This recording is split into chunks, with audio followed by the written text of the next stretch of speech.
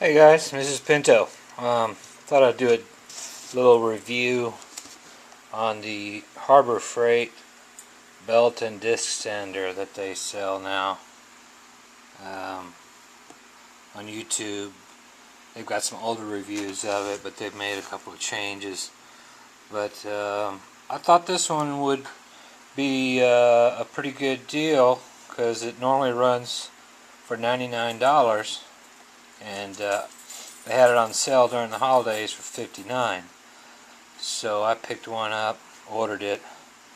I think it ended up being $74 with shipping and everything. I don't have a Harbor Freight in my town, so I have to drive an hour away to actually get to one. So it was just as cheap to have it sent to the house. It was supposed to be 2-day delivery for $9.11, but it actually took about 2.5 weeks, maybe 3 weeks to get here because they were back ordered, I guess. But anyway, I was kind of excited when I got it. I actually use a different brand in my shop right now that's made by Woodtech. I've been using it since I started making knives, and I like to use it to shape handles and clean up the flat side of my knives. So my other one's getting a little old, making a few noises, but it still works, so I thought I'd better get me a new one here pretty soon. So what the hell, I figured I'd give this one a shot. Of course, it's made in China, but let me show you what I found when I received this thing. First of all, here it is sitting on my leather workbench, and it's disassembled partially because when I assembled it the way they described to in the book, which is right here, this is the owner's manual and instruction guide, and it's missing half the instructions in here. It apparently is for the old model that didn't have the housing on it, and a couple of other things. So it was pretty much useless to read and to use to put this thing together. So we're gonna throw this back in the trash. The box is trash. So is the owner's manual. Now this here is the piece that goes on the end right down here, and it prevents you from doing any fast belt changes, because in addition to that guard, they give you this guard, which actually mounts on the side that the belt has to slide off of in order to change the belt or put a new one on it. So, you know, I go through a lot of belts with using metal on these things. So I might change belts, 3 or 4 times while I'm out in the shop working with it. So I have to be able to change it fast, and this little guard prevents me from doing that. So we're gonna put this guard in the trash, and the plastic part that attached to it, yeah, we're gonna go ahead and put that in the trash also. Now this part is the housing that goes around the 6-inch disc, right? Gives you a little protection, I guess, to prevent yourself from catching the edge, and it also acts as a dust collector because down here on the bottom, right here, this actually mounts on the bottom and is supposed to catch the dust, which then you could hook probably a 3/4 inch plastic tube to, and tie that into your vacuum system if you had one. But the problem with this housing is it doesn't sit square to the wheel, so when it's actually on there, the wheel sits, you know, too far in. So if you got a long piece of metal or wood that you're working with, you can't really run it across this disc sander because you'll hit the plastic. So, you know, it doesn't really, it'll cause more problems than it helps. So we're going to go ahead and put that in the trash too. And since this goes with it, and I don't have a dust collection system that actually works with this, my dust collection is turn my cooler on, which has a fan function on it, turn that on high and open the door, and all the dust gets blown out of the shop. That's my dust collection system. So there's no need for this or the housing that it attached to. So we're going to go ahead and throw that in the trash. Now this part right here is the cover for the belt. It goes over the belt like that. Well, when I tested the unit out, I took a little piece of plastic and was sanding it, and the motor kept spinning, but the belt stopped. So when I took this off to look at the belt, I found out that the belt is really loose. So I said, okay, well, I'll just undo the bolts on the motor mount down there, 4 bolts holding the motor, and slide it back. So I did. I slid it all the way back as far as it'll go. And this is how much play I still have in the belt. And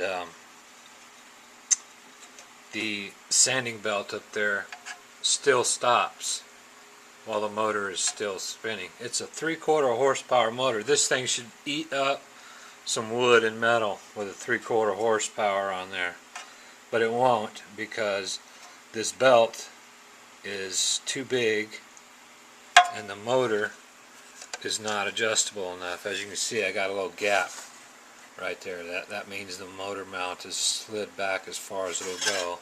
I've still got all this play here. So I'm going to have to drill another hole here and then use a Dremel tool and cut a slot from this hole to the new hole and make it so that I can pull the motor back further on the base in order to take up the slack on the drive belt here. Look at that. This thing is, you know, you can take this thing off by hand. It's real easy. So what's the use of having a powerful motor if your belt is just going to stop and the motor is going to spin around on the belt? Useless. So I suspect over time the belt will stretch, and I'll probably have to back the motor up some more. So to keep an eye on the belt status and alignment and everything, once the motor is able to move back more, I want this pulley to be in line with this pulley up there.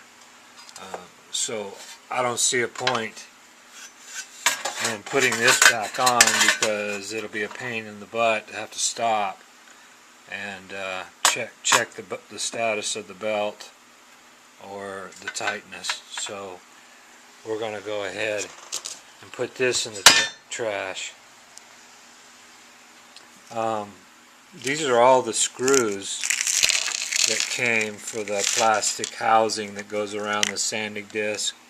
This is the bolt that came with the metal guard that goes across the sanding belt, which is in the trash now. All these plastic pieces, all these screws, they go to the, probably about 3/4 of them go to the plastic housing around the disc. These other ones go to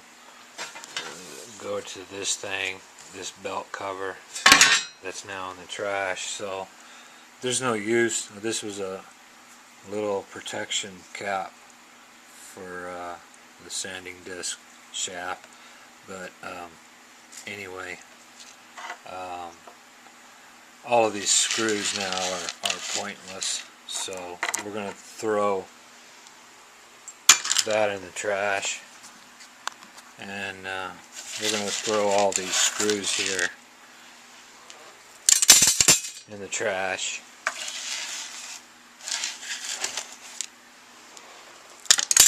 Yeah, there's just no sense in using them now. Maybe I could throw them into my junk screw bin and use them for something on some other tool or something, maybe one day. This piece right here, it goes on the bottom, goes up right up underneath here. You have to get it in there and then slide it under there, and what it does, it catches the dust, you know, that the belt throws around to the bottom. You know, it goes around and the dust ends up down in here, and this little tray catches the dust, and then if you got your vacuum system hooked up to it, it'll hopefully suck most of the dust through this hole. I'm not sure why they put 3 little or 5 little holes in it. It seems like they would have just left the big old hole there, but maybe that increases the pressure and will allow the dust to come in and get sucked out. But anyway, if this piece is on there, that means the belt is locked in on this table up here, and it'll prevent the belt from being changed quickly. So like I said, I change my belts a lot, so this little piece isn't going to benefit me any either, so we're going to throw that in the trash also. Now this thing, this disc here, let me show you something real quick if I can. Hold on. The problem with this disc is because it attaches to the shaft with this Allen screw, which mates up to a flat portion of the shaft. It causes the disc to wobble. It's not true. So what happens when you have a wobble and you're feeding something into the disc to sand it, only a part of the disc will actually touch your object, right? Which means you'll just wear down that one little area, that one little spot on the disc if it's out around.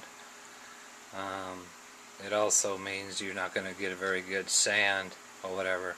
So, and I like to use these to put angles on my knife handles.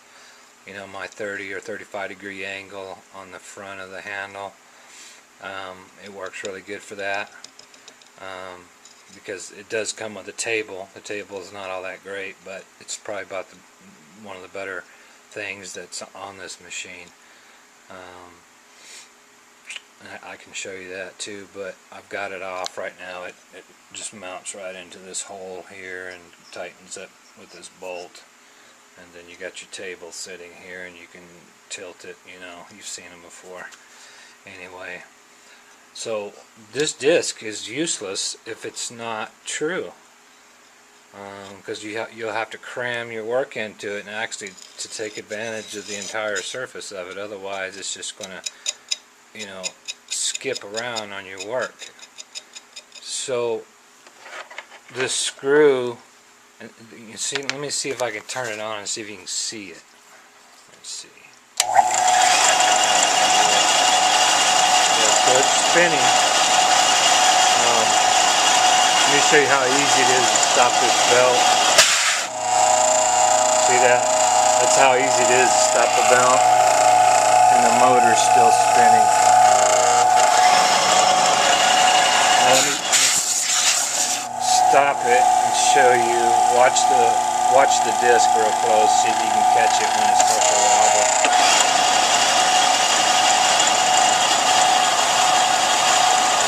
I don't know if it shows up on the camera or not, but trust me, it's wobbling. See if I can get this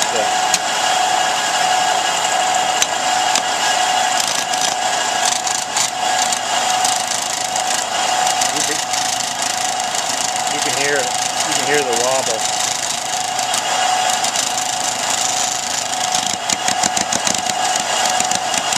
See it when you touch it with this Kydex, kicking that Kydex back and forth rather than consistently dragging across it. Yeah, it kicks it back. So my point is, the reason it does that is as soon as you tighten up this little Allen screw onto the shaft, it throws the disc out of round. So what we're going to have to do is take this screw out like that so the shaft comes off, and then take that screw all the way out.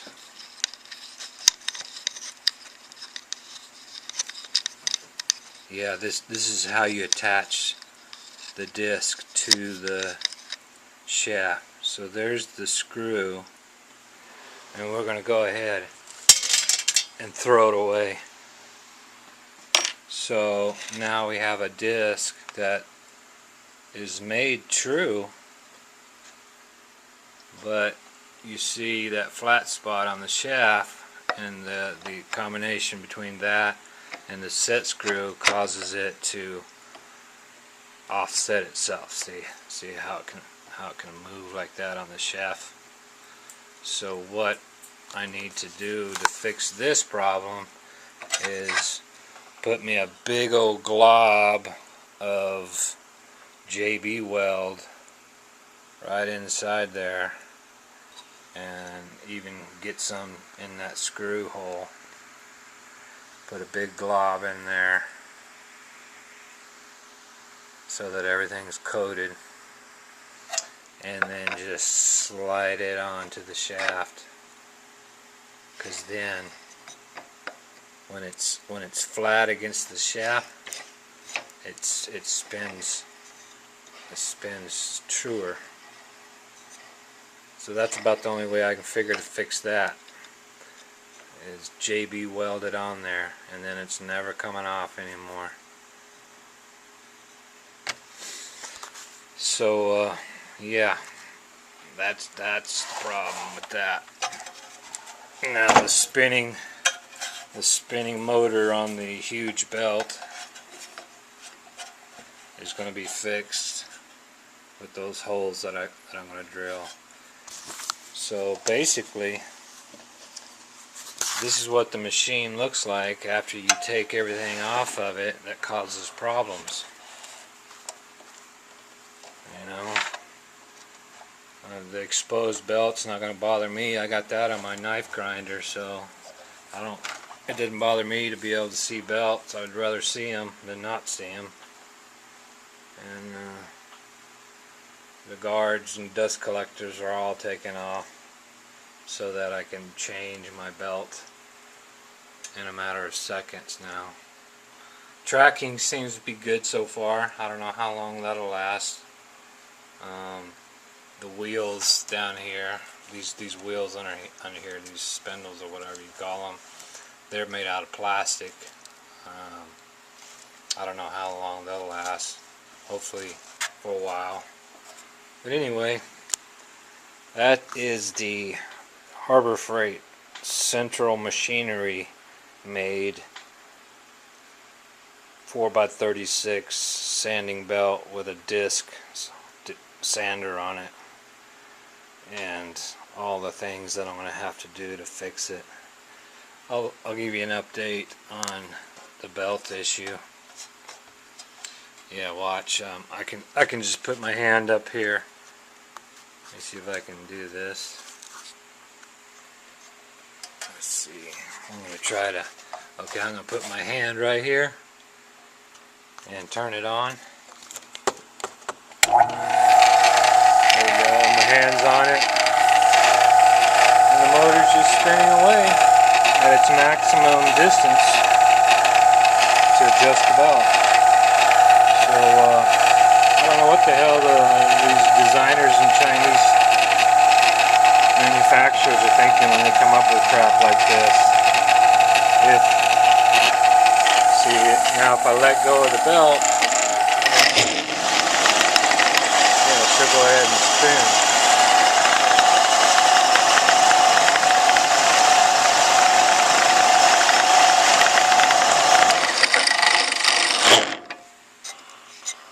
But if the motor adjustment repair doesn't work, then what you see here, the whole machine will go in the trash. But I'm hoping I can take a $59 machine with a 3/4 horsepower motor on it and give it the adjustment it's supposed to have to get some torque out of this motor and belt, and then maybe I'll have at least a decent belt sander and maybe a decent 6-inch disc sander. We'll see how that works with the JB Weld. Yeah. Anyway, it's Pinto, and good luck if you buy one of these from Harbor Freight.